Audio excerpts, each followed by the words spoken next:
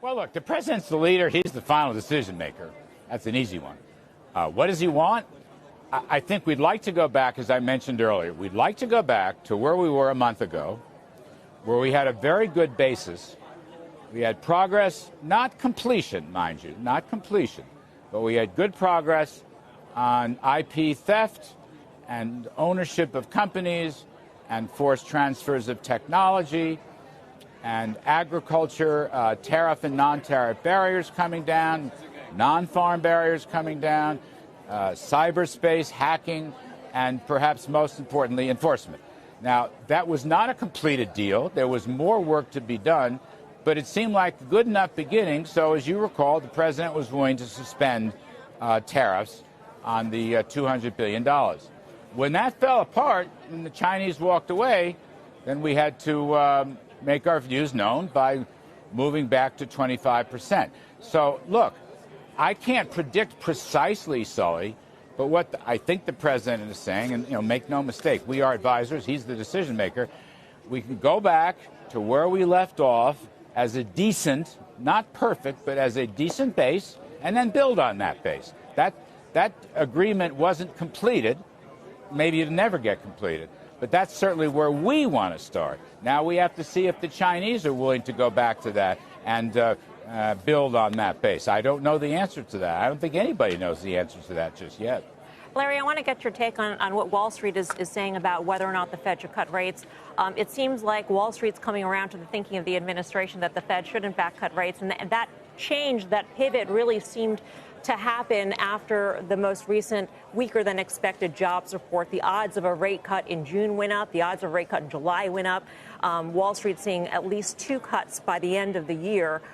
And that's because of weaker economic data. You've said that we're killing it on the economy, that the economy remains strong despite that 1 week data point. What is Wall Street missing here? Because they are seeing the Fed cutting rates, but on economic weakness. Are you sure, Melissa? On what? On which point? I mean, I'm sure of all of it, but I'm open to criticism here. Oh, good. Well, I wouldn't dare criticize. I would just suggest to you, in the spirit of having some fun, that the real issue here is the low, virtually no inflation rate, which is what Fed people have been talking about. Now, the Fed is independent. We have our point of view, and they have their viewpoints. The two are probably merging, actually. I think the message of the bond market in recent weeks, by the way, not just from the jobs number, but recent weeks, Secretary Mnuchin said this on CNBC a couple days ago. The bond market message is that the Fed went too far last autumn, and now people expect, markets can change their mind, but they expect to see the target rate come down once, twice, 3 times, depending on how you look at it.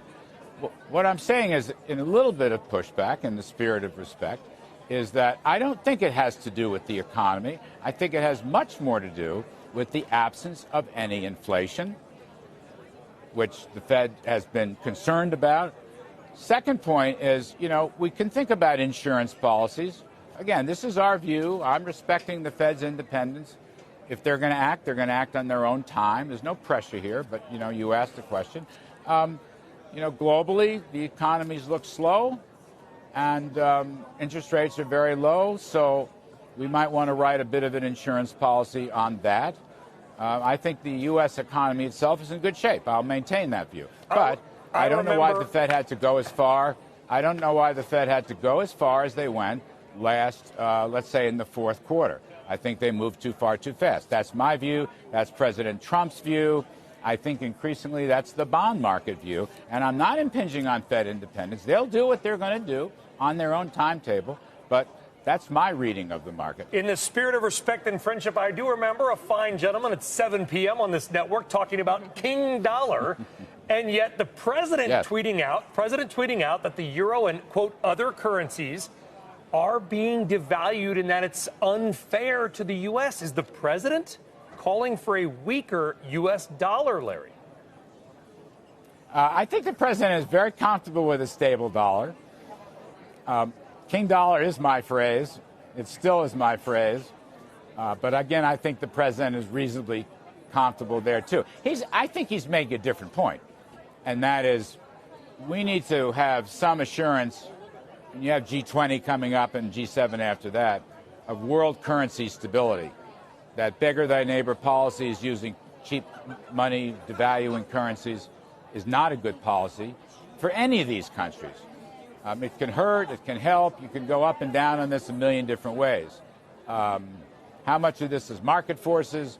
How much of it's deliberately policy changes? That's an interesting discussion, and one that, needs to be parsed through at another time. I mean, in the spirit of friendship, no, I don't though, think Larry, he's calling for a lower dollar.